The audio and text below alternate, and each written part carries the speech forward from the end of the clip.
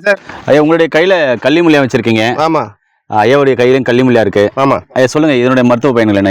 இது வந்து கள்ளிமுடையான் அப்படின்னு பேர் இதுக்கு. கிராமத்துல கள்ளிமுள்ளியான்னு சொல்லுவாங்க.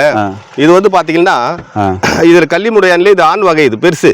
சின்ன கள்ளிமுடியான் வந்து அதான் இவ்வளவு சைஸ் தான் இருக்கும், சின்னதா குட்டியா. அது பெண் கள்ளிமுள்ளியான், இது வந்து ஆண் கள்ளிமுடையான். இதை வந்து இந்த மாதிரி எடுத்துட்டு இந்த மாதிரி துண்டு துண்டா கட் பண்ணி எடுத்துட்டு வானல்ல போட்டு லைட்டா கொஞ்சம் எண்ணெயை விட்டு நல்லா வதக்கிடணும். வதக்கிட்டு இதனுடன் நம்ம வந்து தேவைப்பட்ட இந்த இஞ்சி பூண்டு புதினா கொத்தமல்லி கறிவேப்பிலாம் வச்சு துவையல் மாதிரி அரைச்சு சாப்பிடும் பொழுது நல்ல பசிக்கும், நல்ல பசி எடுக்கும், நல்ல ஜீரண சக்தி ஆகும். நாக்கு சுவை வந்து நல்லா தெரிய வரும். சில பேர் நாக்கு சுவையே தெரியலன்னுவாங்க.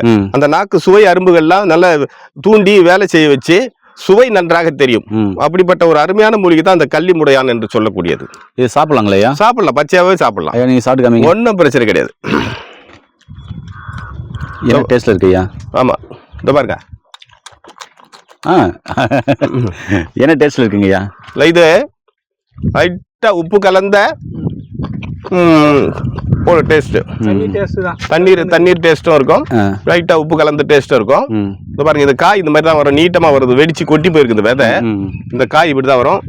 இந்த பைத்த காய் பாசிப்பயிர் காய் மாதிரி வரும். மக்களுக்கு தேவையான அற்புதமான தகவல் சொல்லியிருக்கீங்க.